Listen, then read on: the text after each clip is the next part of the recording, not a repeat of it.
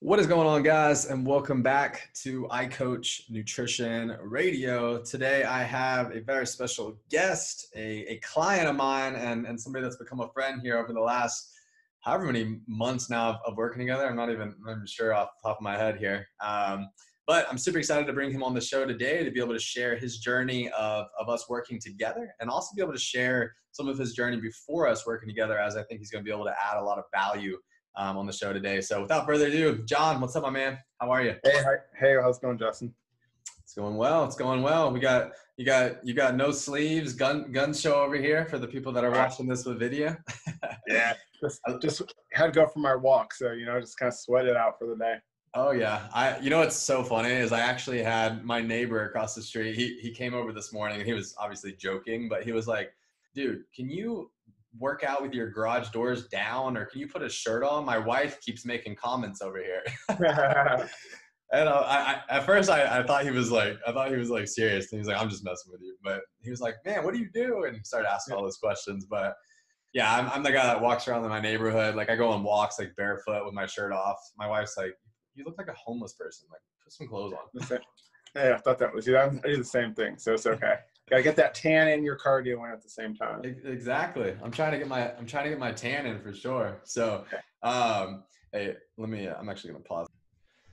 Cool. So, John, I wanted to, I really wanted to bring you on the show today. I mean, obviously, like, before we even started working together, like, you had already accomplished so much. And so I want to be able to share just kind of like your whole journey with like your transformation of nutrition and fitness and mindset and really just like life in general. Right. So just to give some context for the audience, can you just kind of like share like your journey, like some of the struggles just up to that point before we even started working together and everything you had been able to overcome?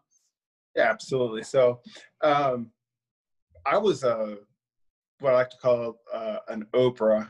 Historically, I've gained and lost a lot of weight over long periods of time, several times in my life. So, starting in about high school all the way into college, I was gaining, losing, but it was never just like 5 pounds or 10 pounds. I would gain 20 or 30 pounds. I'd lose 5, then I would gain another 20 or 30. And then, so I had several cycles where I gained and lost significant amounts of weight.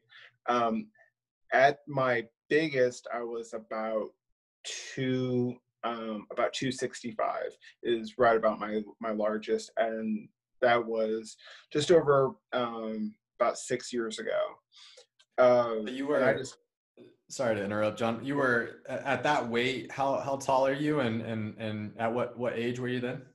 I was about 31, and I'm 5'7", and I had like a 44-inch waist, and so I mean I was very kind of short and wide. So yeah, I was just kind of short and stocky, I guess you could say. So Gotcha. So 5'7" one or 5'7" 260 something was basically, that was at your heaviest there, right? yeah. And were you like what, I mean, what got you to that place? I mean, because obviously 5'7", I mean, you're already like a short guy there, and then at 260, like body fat percentage wise, like we're definitely, into the, obese, unhealthy, all of these ranges here. And so did you start to, well, I guess before we go into that, what do you think, knowing now, kind of got you to that place there? I feel like every time I would go through a cycle of weight loss and weight gain, it was always corresponding with something major life change. And I don't want to say like I had a food addiction, but I've always more so identified it with binge eating, and not necessarily just eating because I liked food, but it was just a coping mechanism to eat as much as I possibly could and be very full. In the course of my life, I've identified with both being a binge eater and at another point being anorexic. So I've had both sides of the spectrum. So, but whatever phase I was in, it was always sort of coinciding with some major bout of depression in my life. Gotcha. So when that would happen, then and you would try to, like the weight would gain and then you would go to Yeah. lose the weight again. What were the tactics? What were the strategies for you to lose the weight? Like you obviously something happened, you're like, "Oh my Right. God, like I've gained this weight," and then you go to lose it. And were Right. they were maybe not sustainable strategies, or like what made you kind of like, because it's one thing to have, obviously like the trauma, the life events that are happening, and for most people that, just that alone could be the thing that kind of takes them off there. But do you Right. feel like the protocols you were following were actually like sustainable, or were you doing more of like all or nothing mentality when it came to it? So, and I think at the beginning, it was like I've always, whenever I started I'm going to lose weight, I'm going to get on track, I would always fall back onto my old rituals. So I started with, I did Weight Watchers several years ago, and I really liked Weight Watchers, not so much the accounting of points and all of that, but it was just the basic knowledge that they gave me on how to do things like make food substitutions and how to clean up your plate and how to portion your plate. And some of that stuff really stuck, how to survive going out to restaurants. But I was always in a mindset of wanting to lose weight. So that's, and at that point, over the several times I did it, I was younger. So I had that advantage of being able to, cut back on my calories. I had my metabolism would kind of kick up, and then I was like, okay, well, this works. But the last time that I gained so much weight, I was so heavy. I mean, it was more than just needing to cut my calories. I really had to readjust my entire perspective on life and my approach to, health and fitness and nutrition. So did you, like, every single time that you lost the weight, because like the first time that you ever dieted, you were at what weight? Uh, the first major weight loss was, um, I was 200 pounds. I was after my freshman year of college. I was about 200 or 210 pounds, and that was that first major unhealthy weight loss where I just quit eating and I was taking diet pills and I just completely became anorexic, obsessive over every time I would have the little bit of food. I was pinching my body. I was like, okay, I'm going to get fat. I had no understanding of nutrition or food or how the body was working. I just wanted to be skinny at that point.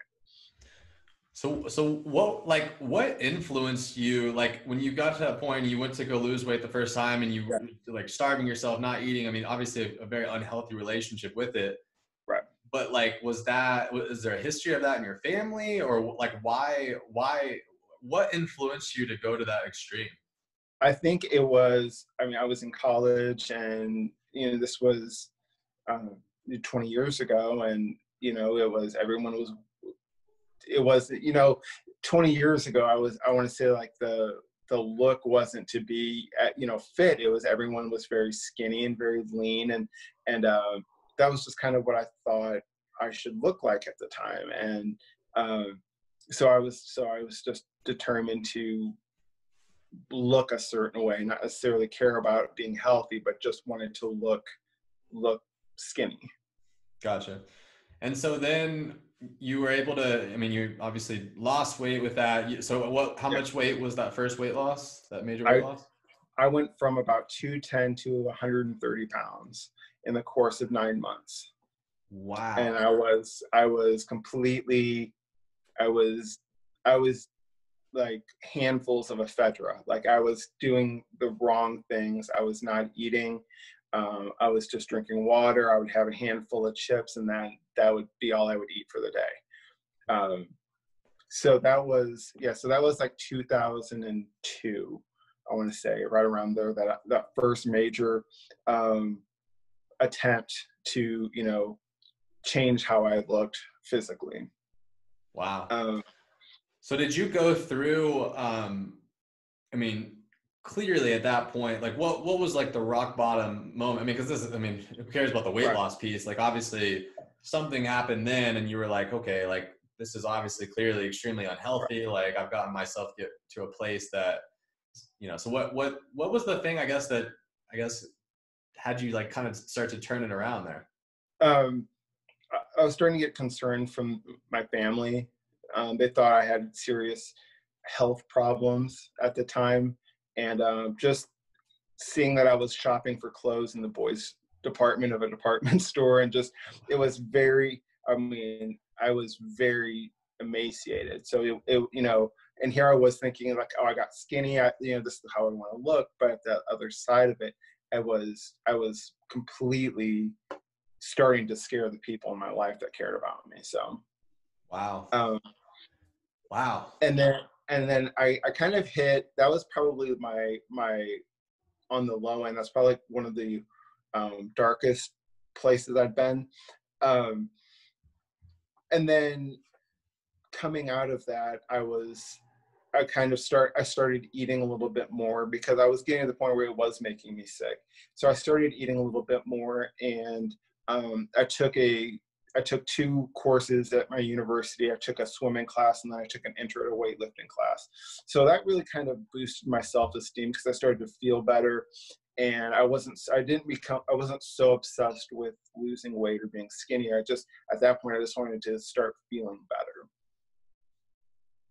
Well, and it's so interesting, that dynamic, right? When you kind of make that Yeah, shift of like only caring about how you look to then actually yeah, caring about like how you feel and how you like perform.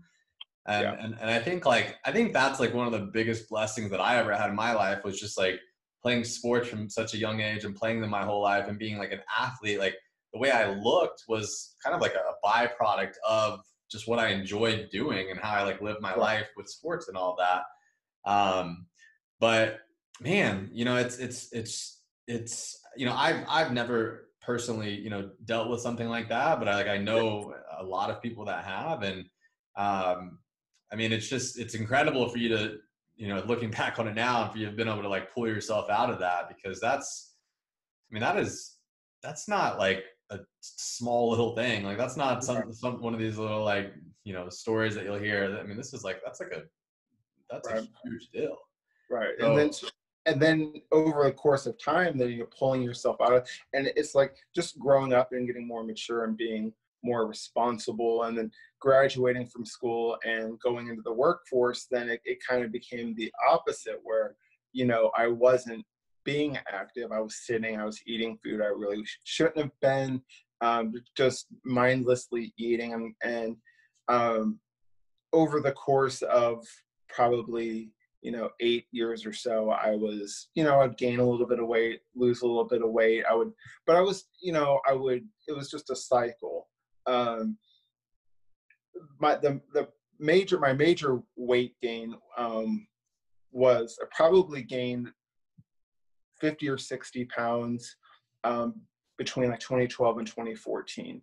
I was eating a lot, drinking a lot, just really just overindulging all the time. Everything was to excess. And when I got to my highest, that's when I was starting to have serious health problems. Um, I was getting the symptoms of it. And uh, because that's my, in my family, there's a lot of health issues. I wanted to change everything and start taking care of my body the way I know I should. wow, it's just crazy to think. I mean, the extremes of that, right? I mean, Yeah. like a lot of people, they've dealt with one extreme, but not like both extremes. And so, Hmm. I mean, do you feel like that was a pivotal moment for you though, when you were able to make that mindset shift to essentially starting to like use your body as like a machine and like wanting to be more of like an athlete rather Yeah. than just wanting to be like skinny or like kind of like just starve yourself or like just based off the way you look? Yeah. It was this last weight loss that I went through. Um, it was at that point, it was just I need to do something. It was like, it wasn't even a mindset of I want to be healthier. It was really more of I have to do something right now to prevent myself from getting diabetes or from having heart problems. And just every little thing about life was so much harder because I was so heavy. So at that point, I think the whole mindset of working out was just, I got to do something about this. And then as the weight came off, I was getting more and more surprised because I never had that kind of that sort of success with weight loss. Gotcha. Okay. So basically I mean, there's like multiple points there of like losing weight and Right. gaining weight, but at that point I mean, you started kind of into those physical activities, but then you started work and you Yeah. gained all that weight. Yeah. Okay. Got it. So, man, so at this point, like in your journey, I mean, it's so easy to like get down on yourself and beat yourself up and be like, like it's going to be like this forever. Like, I'm not going to be able to find sustainability. I'm not going to be like, it's so easy to go down that route and have that like scarcity mindset, that negative mindset, especially with everything that's happened to you. So at what point do you feel like you actually were able to kind of start taking control of this lifestyle that you that you wanted to live, but you just hadn't been able to kind of truly live a healthy lifestyle up to that point yet? The control part, and that was the funny thing, is like taking control of it was just making that decision for that day one. And I went into day one saying, okay, I can do something here. I'm not sure what I'm going to be able to do, but I know I've done this before. I can do this. I have to commit to this. That day one, I said, this is now the priority of my life. This is my financial priority. This is my mental priority. Getting healthy is going to be the most important thing in my life. So once I committed to that mindset, it was, okay, day one, I went in and I got on the treadmill and I walked for 5 minutes. I said, okay, tomorrow I'm going to come back and do 5 minutes and like 5 seconds. And we're just going to keep adding to it until we can start moving those numbers. And that's how I started. And I was that commitment to making that the priority in my life that really, I think, contributed to my success. Yeah, I love that. So do you feel like I mean, so you have that shift, like you have another scare, health wise, Yeah. and you have this shift, but I guess with just knowing like how extreme you'd been up to that point, right? Like one extreme to the other extreme, like with you having that comment and telling yourself that this is the number one priority, like how was kind of like finding the balance as you move forward with that? I mean, did you find yourself getting back into that like almost like unhealthy relationship with everything and prioritizing it too much, or? Well, it was like where I was at, I was eating so many calories a day unnecessarily, and I was doing no activity. So my approach this last time was, I know I have to make gradual shifts. So, because every other time that I started it, it was an abrupt shift to, I have to go all or nothing. I have to go completely into this. It's like saying I'm going to start my workout regiment. I'm going to go, lift as much weight as I possibly can or eat as few calories as possible. And I was like, I'm going to start this very slowly. So what I did was every day I was like, what can I do today that's different? What can I substitute food wise and make a healthier decision? So I really, I don't say like my success came from like 4 or 5 major things. It was 1.5 million little decisions I had to make along the way that added up to long-term success. Man, I love that, because that's something that needs to be echoed like 1,000,000 times, guys. It's very rare that it's ever one thing, it's very much so a commitment to the lifestyle, and it's something that, that's why I always talk about the 80-20 lifestyle. It's like, don't try to be perfect. Like, I know you can be perfect for 30 days or 60 days or 90 days or whatever, but like, I know that you can't be perfect for the rest of your life. So don't try to be perfect. Like, try to live the 80-20 lifestyle, because that's sustainable. I mean, that's that like just breaking it down from a number standpoint and being like, whatever, 21 meals in a week, 17 meals dialed in, 4 have the flexibility, the freedom. Like that's like 80-20. That's that 80-20 lifestyle. And you could put that with your workouts, you could put that with your sleep. You could, like, just that 90-day summer shred I just did, like I broke it down. What were my percentages for each one of those categories, and being able to kind of rank that. So, so as you adapt that mindset and you think to yourself, you're like, okay, I know that the all or nothing has not happened up into this point. I know that I need to do a gradual progression here. I know I need to kind of do like one step at a time, one habit at a time. Starting off with just getting 5 minutes on the treadmill, most people would be like, oh, that's a waste of time. That's not going to do anything for me. But you started to understand that you needed kind of those baby steps there. So Yeah. talk us through a little bit more of that. So you start building those baby steps then. At this point, you're at, before you started them, before that shift happened, you were at what Yeah. weight? And then kind of talk us through what happened from there. Okay, so again, I started my weight at like about 260, 265 was the beginning of my journey, and uh, it was a mix of looking at what I was eating, how much I was eating, because it really started with being, I got to be more, I have to do something with this food, because I wasn't just going to shift my diet a whole new direction one day, because I just knew that would just be, catastrophe. So I'm like, okay, first thing I need to do is be more active. And if I can be more active for like 30 days in a row, if I can do something physically every day to burn some of these calories, slowly start reducing how much I'm eating, then I can really get a grasp on the nutrition part. But it was just, I have to get in the habit of moving more and understanding why I'm eating and how much I'm eating. And that was a big part of when I started looking at the food part, was what are my trigger foods? What are the things that trigger me? And why am I eating these ways that I shouldn't?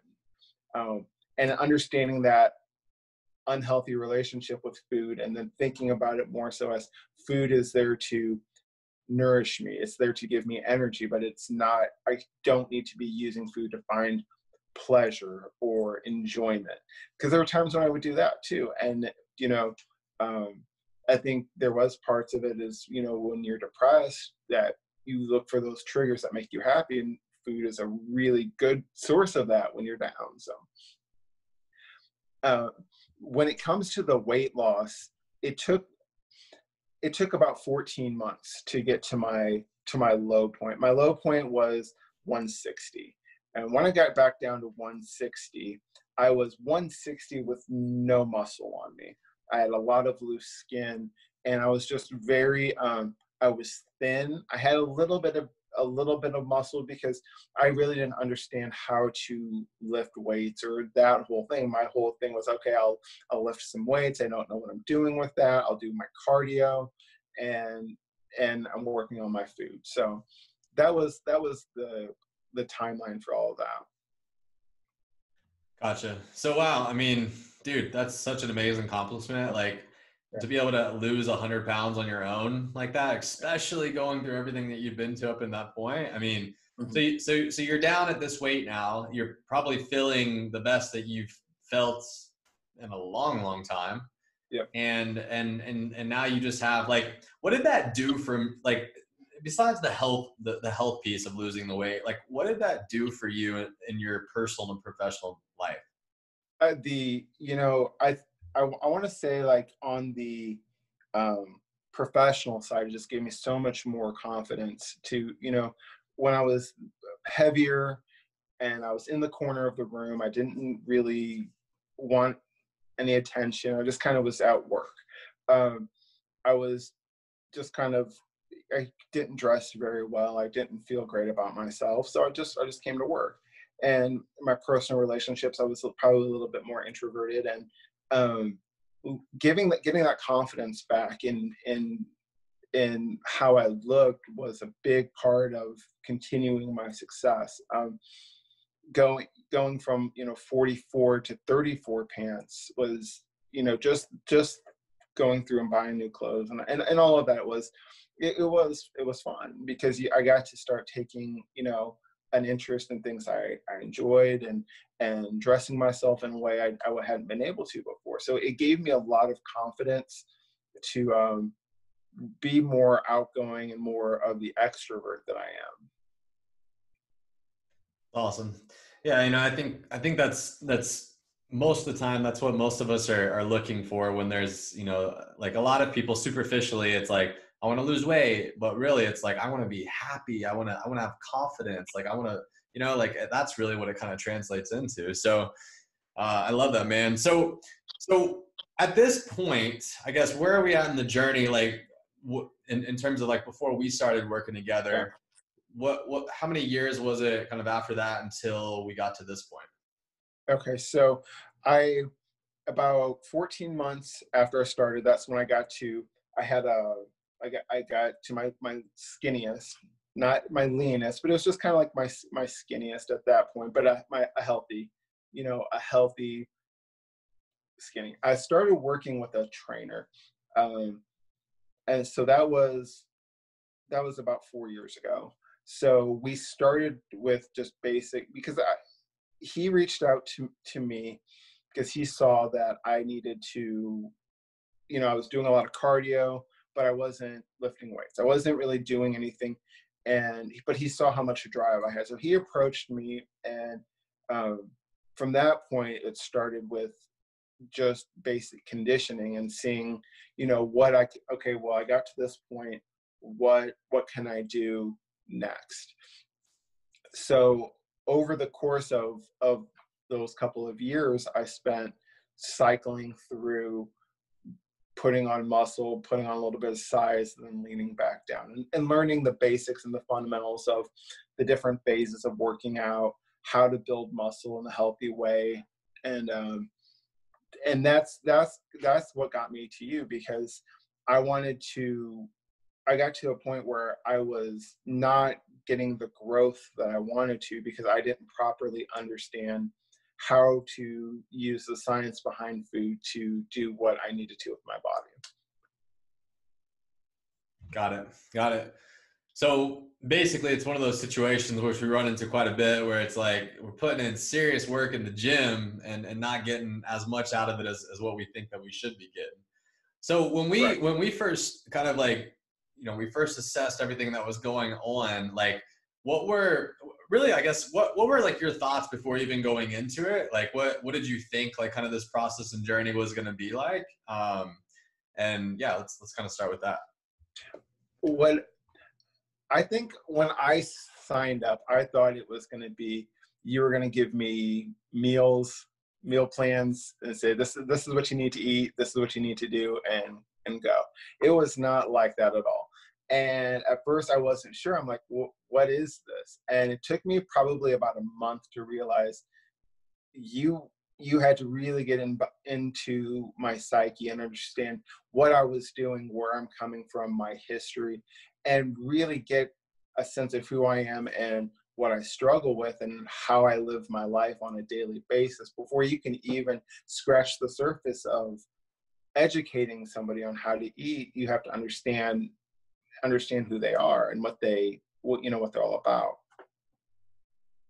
Yeah, I mean, it's a great point. I think we lived for so long, and you were influenced, I'm sure, as well. Like, just knowing that it's been, kind of 20 years of like going through all of this, which is like, Yeah. I mean, the old school protocol used to be, hey, here's a meal plan, good luck, like Yeah. that used to be what it was. And we've realized, like, as professionals over the last, however many years, where it's like the one and done meal plans, they don't work. Like nobody in a million years is going to eat the same thing that's on a 7-day meal plan for the rest of their life. And so Right. I think ultimately, like what needs to happen in that coaching client relationship is like not the coach telling you what to do necessarily, but more so like empowering you and educating you and equipping you with the tools so that you feel confident in the things that you're going to be doing, both while we're working together and then once you graduate from the program. So so you thought it was going to be a meal plan. It ended up not being a meal plan, thank God. Yeah. or maybe you were Yeah. concerned at first about it because you're like, I really do want a meal plan, dude. Give me a meal Yeah. plan. So that happened, and then as we go through like the kind of assessment, we figure out like what was it that we figured out that we needed to, like, what was the missing link for you? What were some of those early like wins that we needed to make happen, and what were those like early focus items we needed to prioritize? Rest. I was not sleeping at all. I was getting 5 hours of sleep a night or less, and that I was working out at 3 o'clock in the morning to do my cardio, and then go work, and then go to the gym, and then come home and live my life, and then sleep for a couple of hours and get up and do it again. So you dissected that, you stopped that very quickly. And it's probably the best thing in the world for me to know I do need at least 7 hours of sleep at night. It's made a huge change. Every night, no, I'm not getting it every night. I'm getting it probably 6 nights a week. I'm getting at least 7 hours. So that made a huge difference. I was gonna say, I mean, that coming from 5 every night, I mean, to increase your average by 2 hours a night, I mean, that's like literally like, I mean, you've heard me, you know, the comments like on like looking into like testosterone research and men and like, because it's very, very common, right? I mean, what are so many men, they have this like this mindset of like, I'll sleep when I'll die, you know, hustle, and like it's like we've got to realize that like we can only treat our body like that for so long before it literally just is like, you know what, no, like you're not doing this anymore. You either start getting sick or you start getting injured or you know whatever, you start putting on all this weight or whatever happens. But you know we just kind of start to realize that I guess we get woke up, right? We get woke. Yeah. Yeah. And I mean, and we broke that down, and I was at the point where I was at that burnout point anyway, and it was the right thing at the time. We addressed my protein intake because I was not eating enough protein. I didn't understand how much protein I should be eating, and really that was a big part for me is because I thought, you know, I could do all of these little snacks throughout the day. But what we figured out was that I was not eating enough at each of my meals. And so instead of saying, okay, I'm going to have like 2 or 3 small things in the morning and 3 small things in the afternoon, and then snacks at night. So really load up breakfast, load up lunch, load up dinner in an even fashion so that I can really get a longer lasting satiation throughout the day. And that really did help.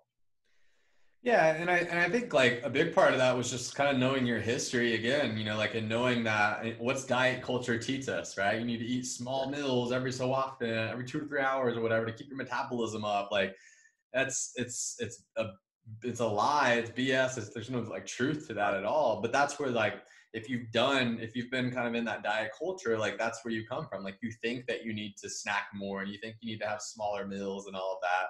And ultimately, I think where a lot of people figure out is like based off their work stress and their schedule and like family commitments and all of these other things, it's like the less we have to worry about eating. And like if I could just, that's why for me, I mean, I literally just simplify it as like, I just want to eat breakfast, lunch, and dinner every day, focus on building the athlete's plate, the plate method. And if I do that, like I should be like pretty good. Like I should be okay.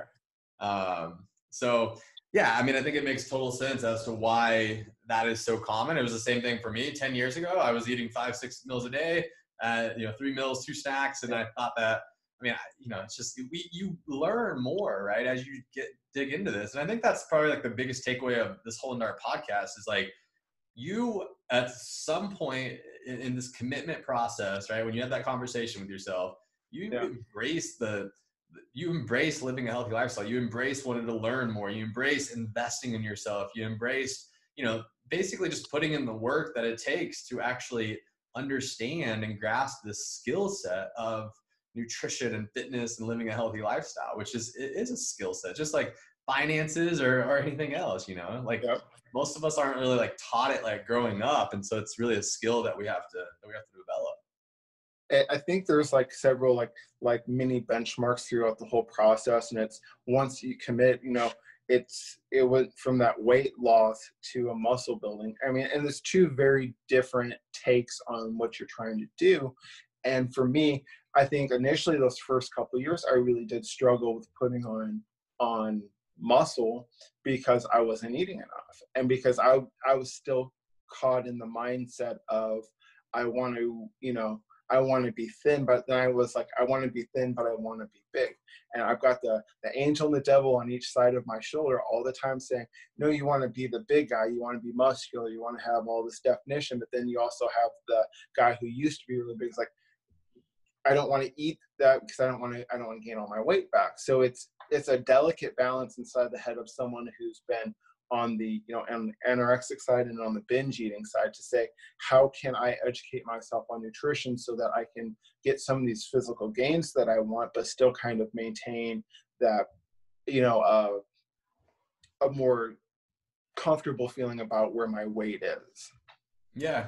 Well, and I think it's for you finding that balance, right? Like there is a gray area, if you will, right? It doesn't have to be one extreme or the other extreme. Like you could be, big and muscular and swole or jack, whatever you Yeah. want to call it, but then also still be like lean and shredded at the same time. Like it can be like kind of the best of both worlds, their approach. But I think, that's one thing that we really talked about a lot, right? Which was like, just as Josh, shout out to Josh, awesome trainer out here in the DF Dub. But just as he taught you, what periodization, what training periodization was, right? And how, how to go about this, not just do like random workouts in the gym all the time, like a lot of people do, like actually build out a program and see those progressions and see those gains and see those performance increases. And so we talked about it on the other side, like the nutritional periodization aspect of it. Like if your goal is to lose weight or lose body fat, right, you have to be eating in a calorie deficit. If you want to be maintaining your weight, you have to be at maintenance calories. And if you want to gain weight, or most of the time it's you want to put on muscle, not fat, right? You'd be eating in a calorie surplus. And so for you, it's like, how can we build out each and every year in terms of prioritizing nutritional periodization to be in line with your training periodization? And then also kind of throw the umbrella of life over that to allow you to have, I want to be shredded for my vacation, right? Like I want to put on muscle during the winter, whatever the timeline is, but being able to periodize it and not try to do everything at once, which is maybe what we did in the past, right? Yeah. Or maybe had unrealistic expectations. If all I'm wanting to do is lose weight and I'm doing everything to lose weight, but I'm mad I'm not gaining muscle, it's like, well, so understanding that and building that awareness and that education, I think that's a key part for you, especially as you move forward, because you're so into all of this stuff now. Like it's become such a big part of your life to where it's like, you should be able to like write your own, program eventually. Like you should be able to be extremely comfortable with all these different movements and periodizing from a training and nutrition perspective for yourself. And, I just think that's the right that you've earned by really pouring so much of your life into this, over the last 5. Sorry, we froze up there. Sorry. There we are. No worries. Can you hear me okay? Are we good? Yep, I hear it. Yeah, I just froze up there for a second. What was the last thing you heard me say? I can edit this. I don't remember because I was so concerned about it freezing up.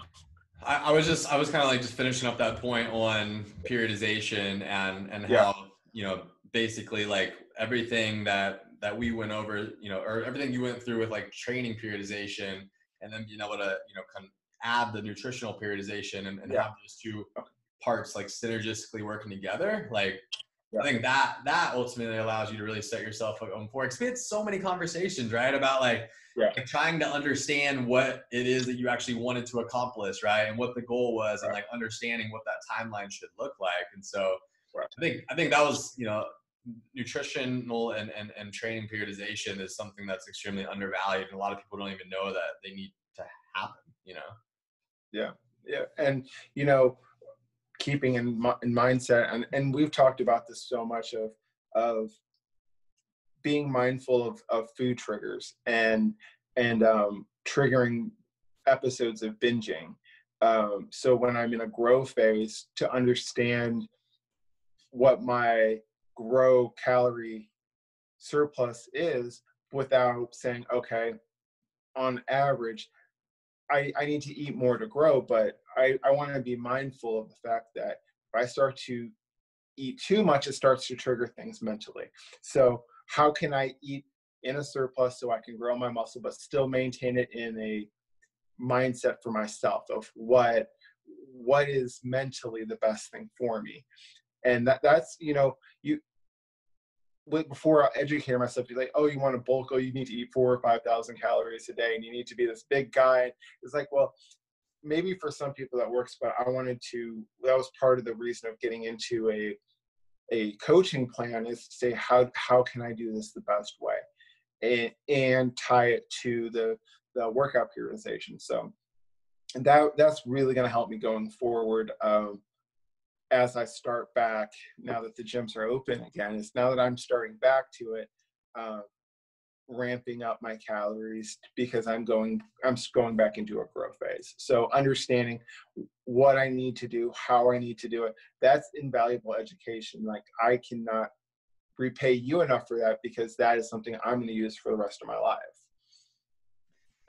Well, I think that I mean, that's probably like my biggest goal of working with any client that I work with is like, by the time that they graduate the program, by the time the journey's over, like I want to catch you here in 3 years, 5 years, 10 years. Like, I want you to be crushing it. Like, you should have the education and tools you need to be successful, and like, really the only thing that connects, like I always say, that connects the knowing what to do to actually doing it, right? Connecting the knowing to the doing. A lot of the times it's through accountability. And that's why, like, I mean, working with a coach, and I mean, same thing, like, I don't want to, like you with, working with Josh, it's like, I don't want to program for myself either. Like, I want to be able to just have that experience. And so I think working with a coach is invaluable. One, because it helps you connect the knowing and the doing with accountability.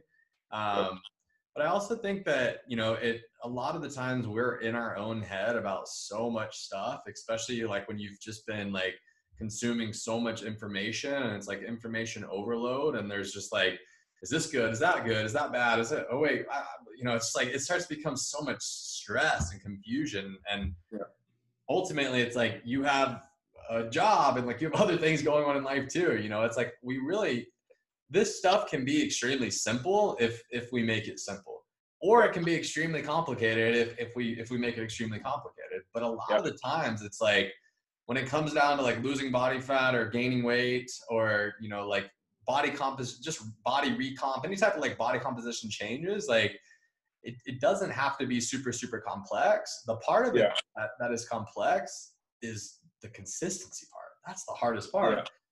Because really it boils down to like some very simplistic principles. It's not about that. It's not about knowing what to do. Most people know what to do, but actually doing it, actually being consistent, actually putting in the work that it takes. That's the hard part. I think so many people give up too soon. That's, some of the things when I've had people ask me about my success and say, what do you attribute to? And it's like consistent nutrition, consistent fitness, and knowing the weight did not come on in a day, and it's not going to come off in a day. That, the thing that makes it good and the thing that makes it elusive for so many people is that if it was easy, every single one of us would have, this perfect body. But that's what weeds out the people who say, if you're not serious about it and say this isn't going to be something that you're truly committed to, you're not going to get those results, because those results only come with consistent work. Yeah. And a lot of, you just got to be honest with yourself too. What, like, understanding what it takes to get into certain points, like the idea that you, like, somebody wants a 6-pack, and like actually knowing the lifestyle that it takes to achieve that, and then building that awareness, and then asking the question, like, is that so what you want to do? Like, and a lot of times people are like, oh, like, no, like, I don't want to do that. Like, let's scale that back to something that's more attainable for me and sustainable for me. So I love it, man. Well, so if I was to ask you then, maybe your top 3, I mean, not a particular number here, 3 to 5, whatever, like, tips. I mean, you're somebody that's lost 100 pounds on his own. You're somebody that has gotten to a point now where, like, nutrition and fitness is a huge aspect of your life, and it's something that you really prioritize, and it definitely wasn't always that way. So what if somebody's sitting here right now and they're listening to this podcast and they have 100 pounds to lose? What would you tell them?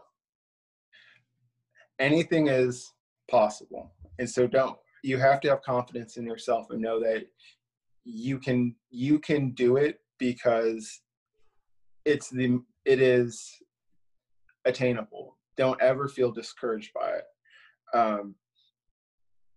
It is discouraging and it's really hard, but I just want to say, it's like, you have to have that strength in yourself and look at yourself and say, only you can do this. Only you can make these decisions for yourself. You cannot rely on other people to help you or support you. This is your this is your thing to do for yourself. My tips, I would definitely say, don't force something into your lifestyle that's not going to work for you. If you're not a morning person, don't commit to something that say, I'm going to get up in the morning and work out before work, because it's not going to be sustainable for your life. Find a gym that's on your route home or on your way to work. Make it fit your lifestyle. That's the number one thing I could say most people fail, because they set themselves up for failure.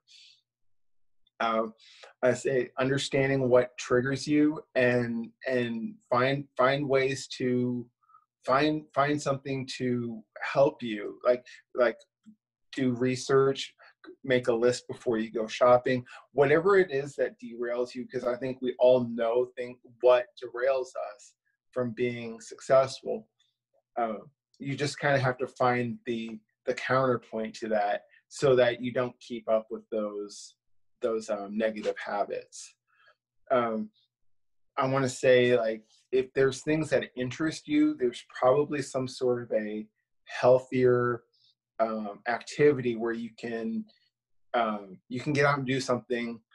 It just doesn't have to be working out. And we talked about this the other day, where if you have interest in being outdoors or sports or whatever, instead of watching a football game, go play football, go be outside, go be active. Those are probably some of my biggest tips. It's just find stuff that works for you and know that you can make the change. It just takes time. Yeah, I love that, man. I think those are amazing tips there. I think that, I think ultimately everybody is going to go through their own journey, and they're going to hear stories like you that are going to inspire them, and they're going to, take the things that they like, leave the things that they don't. And ultimately it's like every single person's journey is different. It's not like a cookie cutter, like one size fits all approach to this. And when you're trying to lose, 100 pounds, like, you're literally trying to transform your whole entire life.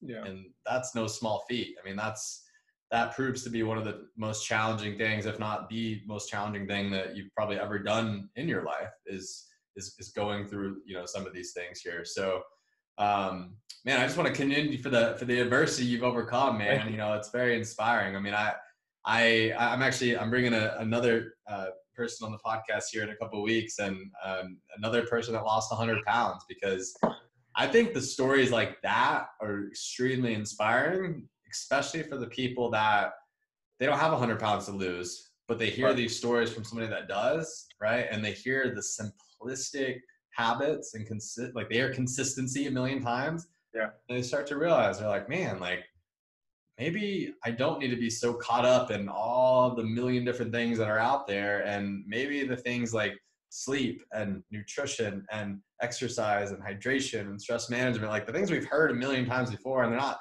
like sexy terms or, anything like that, but like it's sexy. Oh, I got, what's the saying? It's like simplicity is sexy, like simplifying the process is ultimately what leads to consistency and sustainability. Absolutely. So, I love it, man. Well, dude, one final question here. I definitely want to respect your time here. I know we're doing this on a Monday night here after work. So, but I want to ask you, there obviously is this, like, the whole idea of working with a coach. And I think for a lot of people, there's the meal plan, or there's so many different degrees of like one-on-one coaching, group coaching, ebooks, like whatever. And I think for a lot of people, they shop around based off price, right?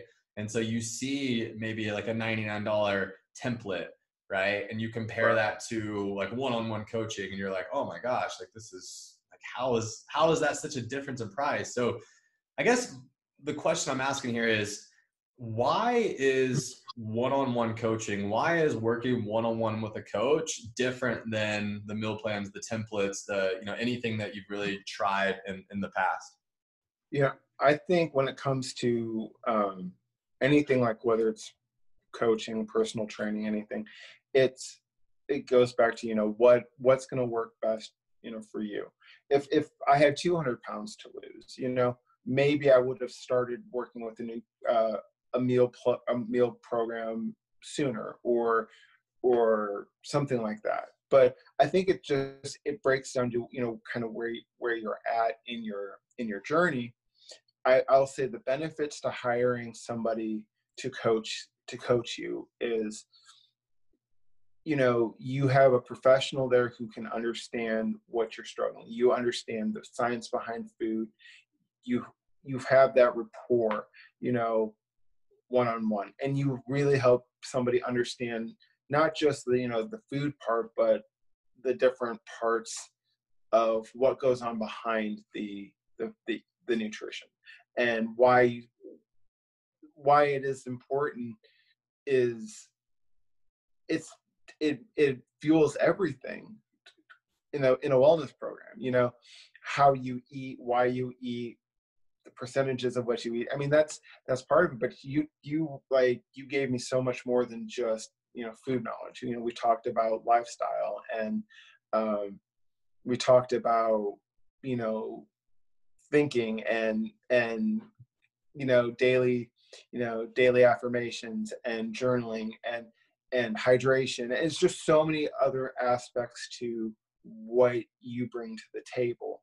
It's not, you can get a meal plan anywhere on the internet, but to take somebody to invest their time in you and understand where you may not necessarily see something could be an issue, like rest. You're not going to find somebody telling you need to sleep more on a meal plan card, but that's such a huge part of what is needed in a overall wellness plan, that you get tips like that, and it's things that really do make a difference in your fitness journey. Yeah, I love that, man. I mean, I think at the end of the day, it's like human beings, myself included, we are so bad at having self-awareness, and sometimes we can't gain that self-awareness unless we gain it with the help of other people. And what one-on-one coaching does is it allow, or one-on-one coaching, working with a therapist, like there's so many different avenues here, but it's like they have that 10,000, once they get to know you well enough, they have that 10,000 foot view of your life and what's actually going on, rather than just the story that you're replaying in your own head, right? And when you get out of your own head, when you start to have these conversations, whether it's journaling, writing and getting out of your own head, or talking to a therapist, or talking to a coach or friends or family or whatever, but just getting out of your own head and allowing you to hear it out loud and gain that awareness, like that is, it's so powerful, because we as human beings, again, myself included here, it's what you said earlier, the devil and the angel, right? Like it's so easy to get into a negative headspace. And I think we're actually a lot more in control of that headspace than what we think. But we have to really, really, really start to control our environment and what we allow into our environment, what we allow into our headspace. And that goes into the personal development piece, the morning routines, the night routines, all that type of work there. Because it's like I always say and joke, it's like people come to me for like nutrition coaching, but what they leave with is the mindset that's developed along the way. And ultimately that mindset that we build through the journey of working together is going to be the thing that's going to allow you to prioritize nutrition and fitness for the rest of your life going forward. And when you establish the foundation, when you finally know how good you can actually feel and you've never felt that way before, and when you have the confidence that you've never had before, it's like, it's so empowering, and it's a feeling that you don't ever want to lose. It's something that you want to keep building on for the rest of your life there. So as I always say, I'm like, you can't excel in your personal and professional life until the foundation of nutrition, fitness, like, and until that foundation is established and you're feeling, looking, performing your best, you have to get there before you can truly excel and meet your God-given potential in those areas of life, I believe. So, absolutely. Dude, I love it, man. Your story is freaking inspiring, man. I hope that people listening to this, it's just they're able to listen to it, and they're able to listen to it and hear like just the pain and the struggle and the adversity that's been overcome. Because it's like can't sugarcoat. I mean, losing that amount of weight and then and not even losing the weight, like knowing where your mindset was at one point in your life and knowing where it is now. I mean, that's such a transformative process, because I could look at it, you know, with your story. I could look at it with my story, which wasn't anything to do with weight loss. It was just all like, again, transforming my whole life, having to turn your whole life, hitting rock bottom, and having to basically just decide that nobody else is going to do this but me, you know, and it's up to me to transform my reality right now. And if I'm not happy with this reality that I'm in, it's up to me to change it, you know? Absolutely. I 1,000% agree. Love it. I love it. Well, dude, thank you so much, man, for taking the time. I really appreciate you. Typically, I almost ask you where can everybody find you at on social media there, but I won't ask you that. Typically, I'll ask that like if I'm interviewing coaches or whatever. But dude, any final thoughts you have, or any final words you want to say there? I mean, I think everyone has the potential to achieve their goals. Nothing is unattainable. Just have faith in yourself, and you know, if anyone ever wants to talk to me one-on-one, just reach out to me through here, and I'll be more than happy to talk to anyone and just kind of share more of my story if they ever want to.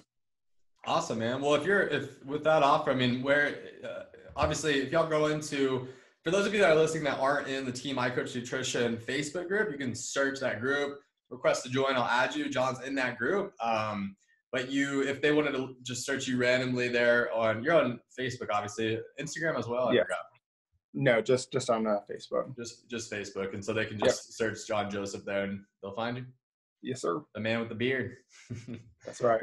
Awesome. All right, John. Well, hey, man, I really appreciate you taking the time tonight. And yeah, guys, for those of you listening, I hope this story was inspiring. I hope that you got some nuggets. I hope you got some takeaways here that you can apply into your own life. And yeah, dude, congratulations. Graduating iCoach Nutrition, iCoach University. Proud of you, brother. Thank you. I appreciate it. Appreciate everything.